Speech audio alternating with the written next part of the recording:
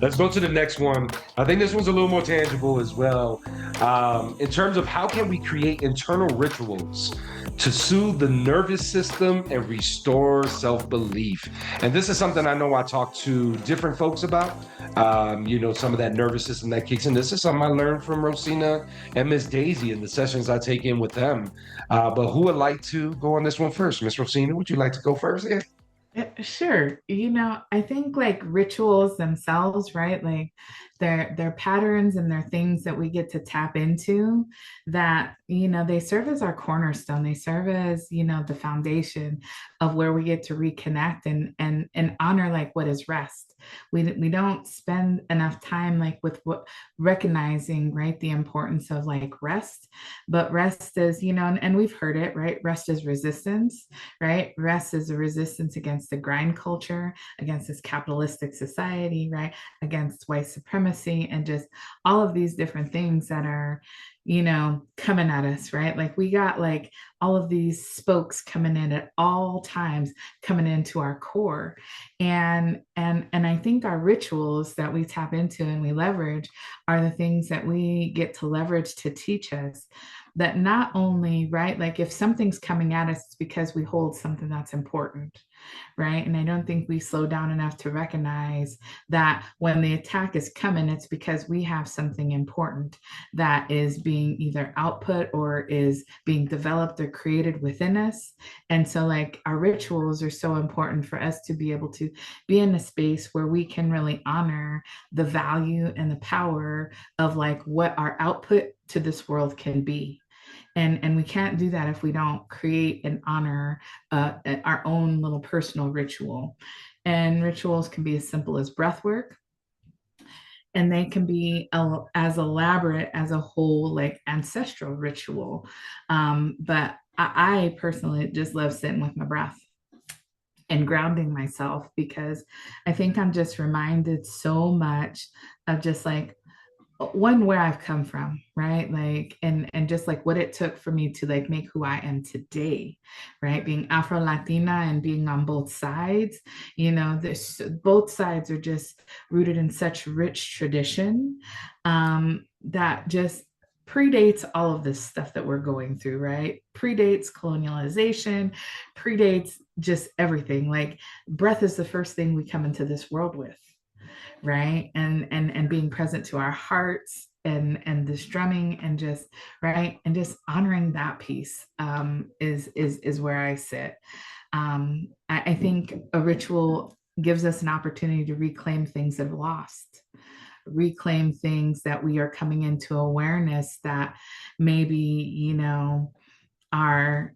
our moms, our grandmas, our great grandmas, and all of them didn't have a chance, right? It's a reclamation of like what was lost, and an intention to develop and create something that we can pass forward, right? Creating our own legacy, right? And how do we want to allow that legacy to move forward through, those that are coming after us and the pathway that we're paving for them. But I think, yeah, with rituals, it is it is something that reminds us and connects us to that healing. And I think healing itself, right? Like, I've said before, healing doesn't happen in isolation, healing happens in community.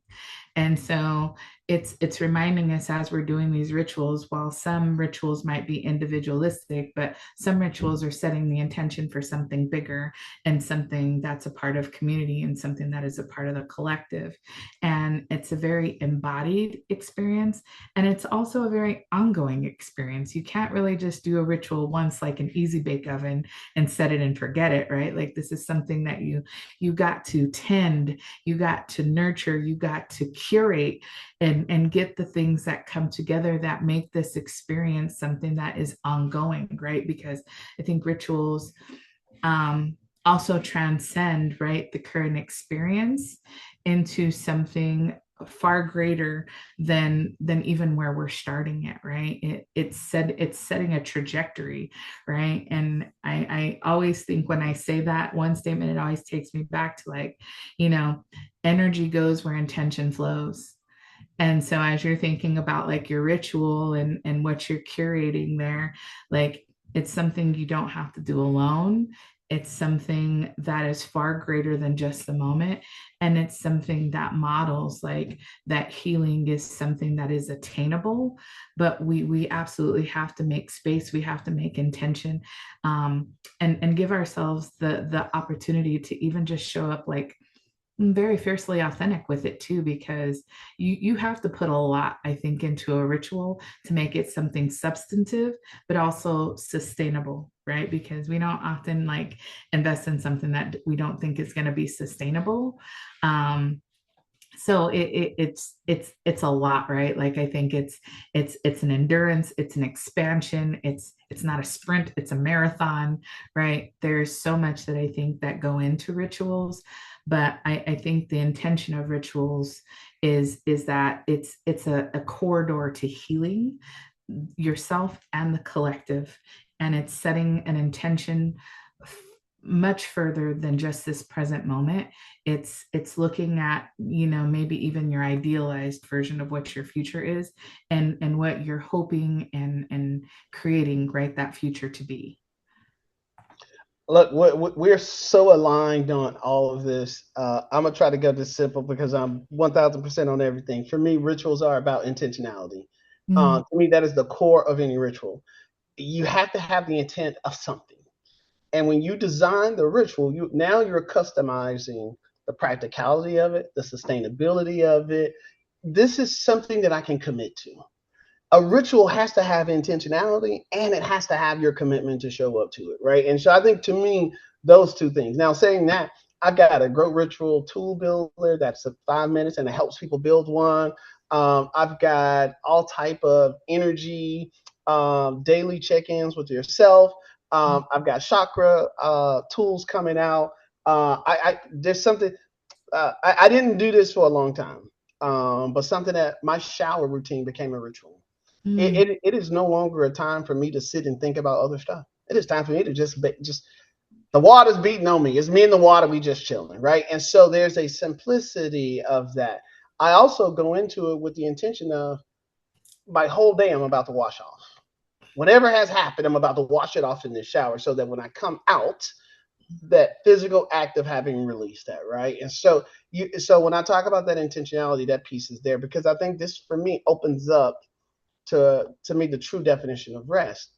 My sense of rest for a lot of folks is I'm doing something else that I think is light on my energy. I'm reading, I'm cleaning, right? mm, I'm binge watching TV. And to me, true rest is about the sovereignty of yourself.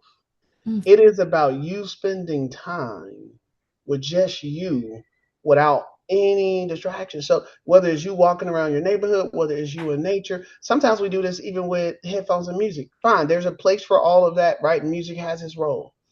But the time you spend by yourself with nothing else around, that is a rest that now you're not trying to solve for anything. One of the things for me, sometimes I'm going, man, what do I want to listen to? I'm making that too much of an exercise. And I go, you know what?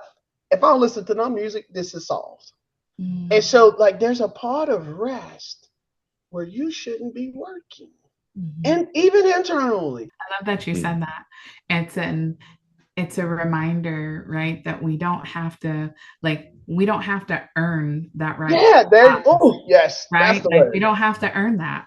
And I But we love, tell like when ourselves you that said that, we do tell ourselves that, I like got to do all this before Mhm. I finally sit down. before I can have that time, but it's saying no, you don't have to earn that right to pause. Like that pause, that breath, that restoration, like Mhm.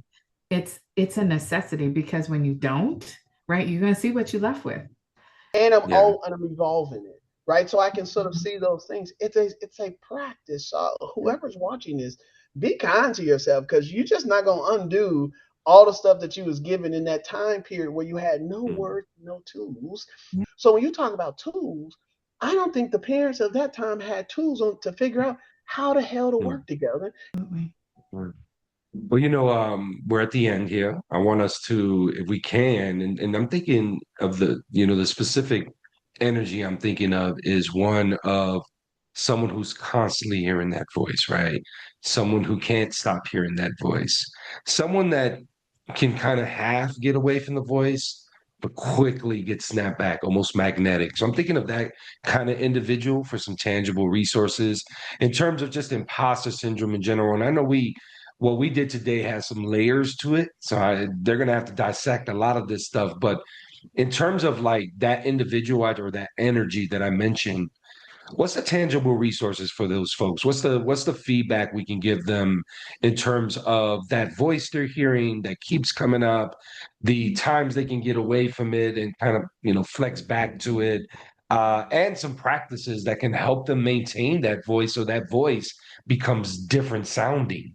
Right. Mhm. And that's something I always speak to my clients about, not allowing to hear that same voice. Because I'm a believer, like, as much as I get rid of voices in my head, there's just some that just stay. Yeah. They just ain't going nowhere. As much as I want them gone. And that's my work. I know that. But any last thoughts on that one, tangible resources as we wrap up this session? Yeah, I think it's kind of like a maybe a statement that maybe will kind of like root them into like some of their internal resources. You know, I think imposter syndrome tries to convince us that we're a guest in spaces that we've already earned the right to be in. Right, like that's the first thing I think imposter syndrome does. And the truth of the matter is we belong in those spaces not because we're perfect, but because we are who we are, right? And every step, every intentional step that a person takes to go into a room that they enter is just a proof of the brilliance, right? The resilience, the worth. And none of that can be taken away from us. Like when we recognize like what that power is, like when we enter those spaces, like that is just something, right? I believe so very deeply that the human capacity is just like it's unstoppable. And when doubt tries to whisper, right, our little itty bitty committees of our mind try to rain dookie all over our little parades, like we have to really, really ground ourselves and remember we're not an imposter, right? That we, as the people that are here, living, breathing, working, and doing what we do and showing up in the way that we show up, that itself is the evidence that, right, like we're the evidence of our ancestors' dreams, and we are more than enough. We are greater than circumstances, and that it takes healing to feel, and it takes feeling to heal, right? Mm-hmm. So it takes all of that. And so as long as they're willing to do that, they don't need to earn entry into the spaces where they already belong. And so that's where I want people to believe that like we are amazing, amazing individuals capable of things far greater than what we allow ourselves to believe. And so believe that anytime that you feel challenged, that you are already divinely equipped with what you need to be in that moment. You just got to trust it. But I would say to folks that when you think about the voice in your head, you are the sovereign owner of that voice. Mhm. That voice is not speaking for you on behalf of you, because if it did, it would be speaking in a love language. You don't naturally speak to yourself in a way that you doubt yourself. So when you think about the imposter syndrome, you think about the doubts, you think about all the tiny voices in your head. I would say to you that the thing that you need to first do is pause and recognize that, oh, this thing is telling me that. But if it told me this, would that be true? Mm. You can't just be okay with the good things it tells you and not and sort of just always want to dismiss the bad thing. You are not either one. That positive thought that you put a judgment on, or this negative thought that you put a judgment on and a feeling, these are attached to some external validation sources. When you have an imposter syndrome, thought, feeling, any of that, it's not rooted in you. To everything, Rosanna, you said, when you know that you did the work, guys, y'all not about to tell me I didn't do this. I know I wrote the paper. So, guys, y'all can do all this all y'all want to. I know the work that I did, and I'm going to be able to stand on that because I know the work that I did. When you know whether or not you have actually been performing to your best, you should have a good sense of whether or not that is that where that stands. Here's what I mean by that in terms of where that stands.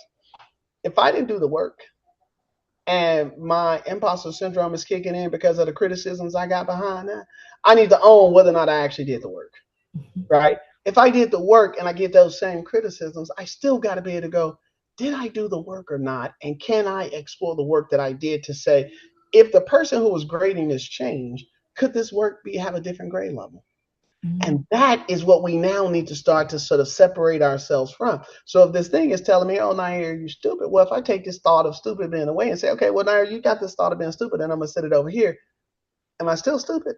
I can see the thought that I had, right? And so we have to now know that the way we talk to ourselves, we can control that. So one simple trick I like to give to folks is that if your thoughts are going to tell you you suck, if you just say, well, you know what, since you're going to tell me I suck, for the rest of the day, you just need to say nothing but I'm awesome for the rest of the day. Like, give it something else to do. It's yours. Direct it in a way. So this is what your grow ritual does, right? Or, and I'm calling it, it's my grow ritual, but a ritual. But this is what grow rituals do. These grow rituals are designed to get you sort of thinking about, hey, I had this thought. Let me sit with myself. Hey, you know what? Now let me unpack with clarity that this thought didn't serve me, but yet it gave me this emotional response. Why did I have this emotional response? The more you get curious about your imposter syndrome, the more that everything that Rosina says, you should be able to outline what that is. Did I do the work or not? Did I show up consistently as I was supposed to? Right? Am I taking on some thoughts that somebody else said to me? I like to talk to employees and say, hey, look, whatever performance review you got from your boss, there's probably another boss who would have gave you the complete opposite performance review. It's as simple it's as simple as that when we actually think about it. And so the imposter syndrome is that, again, you think about it, we've not ever been given tools to how to deal with the voice in our mind. Even prayer doesn't tell you how to deal with the voice in your mind. Does not. Because prayer is you're using your words and your thoughts, right, to sort of communicate something, right? And so to be able to stop your mind or to be able to interject and intercede on that, you simply have to have this space of awareness and go, who's telling me this? If it's just me, guys, well, then I clearly can be like, oh, this doesn't. Because even if Coach Adam, you said, well, Nair, there was a terrible podcast you did the other day. This was or Coach, if I think about something, you say, hey, bro, you could use a different voiceover on your video. Coach, hook me up, right? If I had imposter syndrome, I'd be like, man, he must be telling me my stuff ain't hitting, and I got to fix something. Versus, I know this brother. He's all about growth. He's all about, so whatever he's communicating to me, he's coming from a place of, bro, I think this could elevate you. If I'm dealing with imposter syndrome, I'm not able to walk that there. I'm stuck in this is a criticism, right? When you start to think about, and Coach, I love how you said the person who can go over there and you get snapped back. When you go over there and you get snapped back, that means you just got to build that muscle memory. That's all. Because every time you go over there and you let it snap back quick, if you don't immediately push it back over there, right, you're not building up that resistance, right? Now, resistance requires effort. And this is the thing that I think folks really have to understand about imposter syndrome. I actually think one of the best antidotes to imposter syndrome is the state of rest that I described. Because now you get to sit doing nothing, being just you, and with whatever negative thoughts swirling, you actually get to sort of snap out of it and go, I'm literally sitting right here. There's bees around. I'm flying. Well, what does all this other stuff mean? It can't mean none of this stuff is true because I'm literally sitting right here in my existence, right? And so to acknowledge your own existence is to actually see imposter syndrome for all of its fallacy.